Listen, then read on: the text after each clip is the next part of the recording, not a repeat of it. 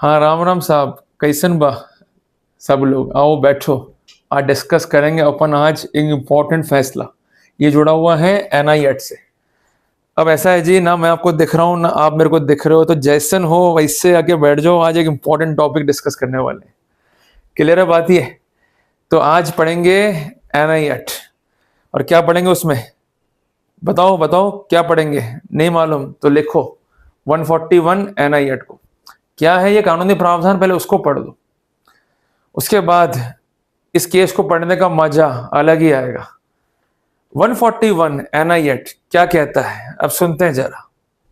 कि जब भी मुकदमा होगा कंपनी के खिलाफ या किसी पार्टनरशिप फर्म के खिलाफ, तो उस कंपनी को और उस पार्टनरशिप फर्म को तो पार्टी बनाना ही बनाना है। लिख लो। नंबर 2, उसका जो कंसर्न डायरेक्टर है और जो पार्टनर है, जो कि रिस्पॉन्सिबल है for day to day affairs, उसको पार्टी बनाना है। और अगर ये गलतियां कर दी तो ऐसी स्थिति में केस चलेगा नहीं, केस खारिज हो जाएगा। क्लियर हो गया? तो 141 एनआईएट बहुत इंपॉर्टेंट स्थान रखता है चेक के मामलों में। अब आते हैं एक स्टोरी पे। क्या हुआ है केस में? ये दुखी मन से जाना पड़ा परिवादी को सुप्रीम कोर्ट में।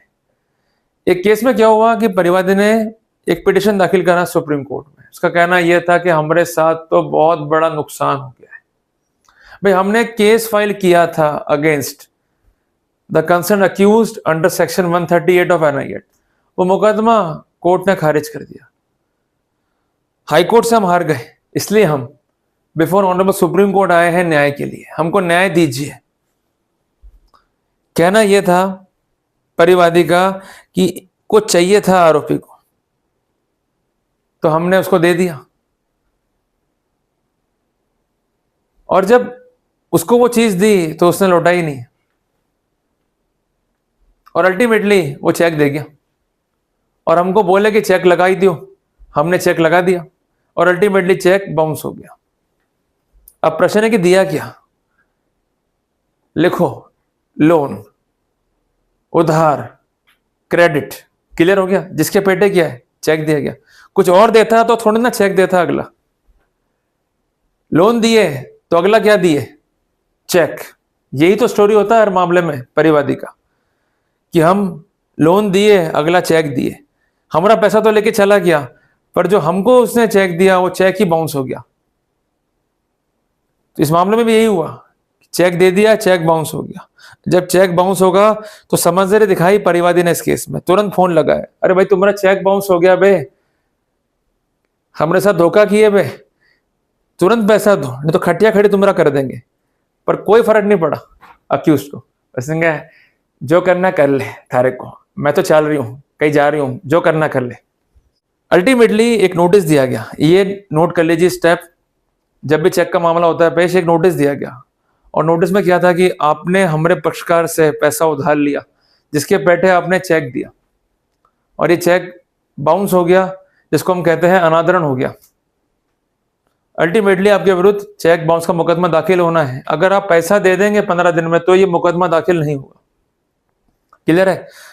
जब भी नोटिस दिया रहता है चेक का, तो उसमें जो बातें परिवादी और आरोपी के बीच में होती हैं, उसका एक सारांश, एक नटशेल वर्जन जो है दिया जाता है। क्योंकि कुछ नियम कायदे कानून बने हुए हैं जिसको फॉलो करना होता है, और वो नियम है डिमांड। डिमांड होना चाहिए चेक अमाउंट का, और स्पेसिफिकेशन होना चाहिए आरोपों का। अगर वो नहीं है तो केस नहीं चलेगा। अल्टीमेटली केस जो है वो पेश हुआ। कहना यह था कंसेंट आरोपी का कि पूरा का पूरा मुकदमा जो है वो झूठ है। जो लैंडिंग है वो कॉन्कॉक्टेड दिखाई गई है, और जो भी चेक है वो हमने नहीं दिया है, चेक दिया हमारी कंपनी ने। और चेक जो है उसका जो कंसेंट ड्रॉवर है वो कंपनी है, और कंपनी के निमित्त जो है ये चेक है, जिस कारण से मैं रिस्पॉन्सिबल नहीं हो सकता हूं। नंबर 1, कहना यह था कंसर्न आरोपी का कि मैंने अपने केस में एक प्रोबेबल डिफेंस रेज किया है। वो क्या है डिफेंस? कि इस मामले में 141 एनआईएट की पालना सुनिश्चित नहीं की गई। जब भी कुछ है कंपनी के बिहाफ पर आएगा, जैसा मैंने आपसे कहा है, तो ऐसी स्थिति में कंपनी को पक्षकार बनाना पड़ेगा, और कंपनी को पक्षकार बना दिया गया है तो कंपनी के निमित्त उस व्यक्ति को पक्षकार बनाना होगा जिसको हम कहते हैं डायरेक्टर। अरे फिल्म वाला डायरेक्टर नहीं, कंपनी वाला डायरेक्टर। और इसके साथ साथ ये विशिष्ट अवरमेंट जिसको हम कहते हैं अभिवचन पत्रावली पर होना चाहिए कि ये कंसर्न व्यक्ति इस कंपनी के डे टू डे अफेयर्स के लिए जिम्मेदार है। पर यहां तो क्या हुआ, परिवादी कंपनी को पार्टी बनाना ही भूल गया। He failed to array the company as an party.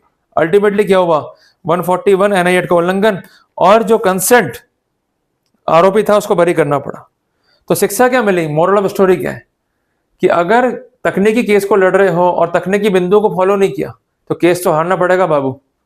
तो इसलिए आरोपी हो तो ध्यान रखें 141 NI एक्ट की पालना हुई या नहीं हुई है, और अगर परिवादी हो तो ये ध्यान रखना अगर पालना नहीं करी तो केस जाएगा हाथ से, फिर चेक लगाते रहना कितने, कोई हेल्प नहीं कर पाएगा।